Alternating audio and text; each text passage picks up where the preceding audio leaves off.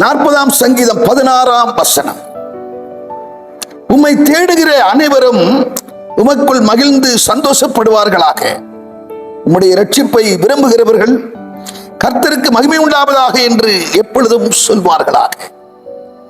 மன்னாவினுடைய தலைப்பு கர்த்தரை தேடுவோர் சந்தோஷப்படுவார்கள். கர்த்தரை தேடுகிற பிள்ளைகள் எப்போதும் மனமகிழ்ச்சியாயிருப்பார்கள்.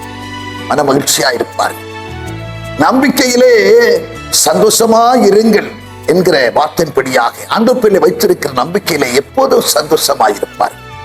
கர்த்தரை தேடுகிறவர்கள் எப்போதும் சந்தோஷமாயிருப்பார்கள். அவரை தேடுகிற பிள்ளைகளுக்கு ஒரு நன்மை குறைப்படாது என்று வேதம் சொல்லுகிறது. சங்கீதம் 34ஆம் அதிகாரத்திலே 10ஆம் வசனம் சொல்லுகிறது, சிங்க குட்டிகள் தாழ்ச்சி அடைந்து பட்டினியாயிருக்கும், கர்த்தரை தேடுகிறவர்களுக்கோ ஒரு நன்மை குறைப்படாது.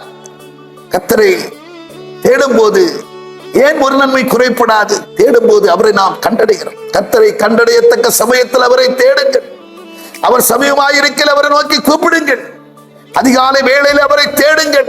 அதிகாலை தேடுகிறவர்கள் என்னை கண்டடைவார்கள் என்கிற வார்த்தையின்படியாக அதிகாலையிலே ஒரு இருதயத்தோடு அவரை தேடி வருகிற தேவ பிள்ளைகள் நிச்சயமாகவே கவலை தோய்ந்த முகத்தோடு காணப்பட்டாலும் அவர்கள் இருதயம் சந்தோஷத்தினாலே நிரம்பி இருக்கும் என்கிறதிலே சந்தேகமில்லை.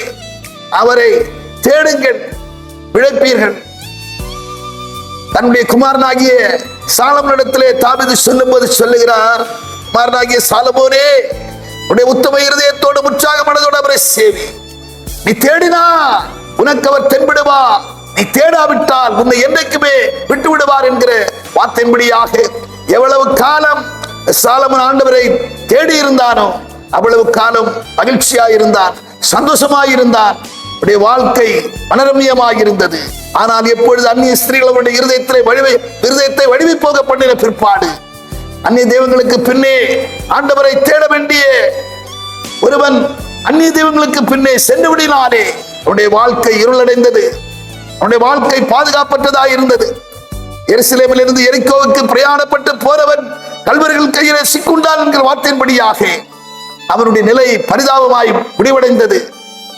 கேட்கிற அருமையான தேவச்சனமே, ஆண்டவரை தேடுங்கள், கடைசி வரைக்கும் அவரையே பற்றி பிடித்துக் கொள்ளுங்கள். உசியா ராஜாவை குறித்து வேதத்தில் நாம் பார்க்கிறோம். 2 நாளாகமம் 26ஆம் அதிகாரத்திலே 5ஆம் வசனம், அவன் கர்த்தரை தேடின நாட்களில் எல்லாம் அவனுடைய காரியத்தை கர்த்தர் வாய்க்க பண்ணினார். நம்மளுடைய காரியத்தை கர்த்தர் வாய்க்க பண்ண வேண்டும் என்று சொன்னால் அவரை தேடுங்கள், உத்தம இருதயத்தோடு தேடுங்கள், அதிகாலையில் தேடுங்கள், தாழ்மையோடு தேடுங்கள். நிச்சயம் நீங்கள் கண்டடைவீர்கள். நிச்சயம் உங்களுக்கு ஆசீர்வாதத்தை படைமாறி பொழிந்து உங்களை குளிர பண்ணுவார், சந்தோஷப்படுத்துவார் என்கிறதிலே சந்தேகமில்லை.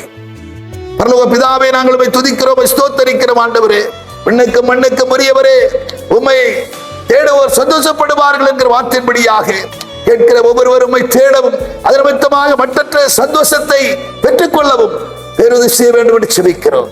இயேசு கிறிஸ்து மூலம் ஜெபிக்கிறோம் நல்ல பிதாவே, ஆமென். அத்தி மரங்கள் துளிர்க்காமல் போயினும், திராட்சை செடியில் பலனின்றி போயினும், அத்தி மரங்கள் துளிர்க்காமல்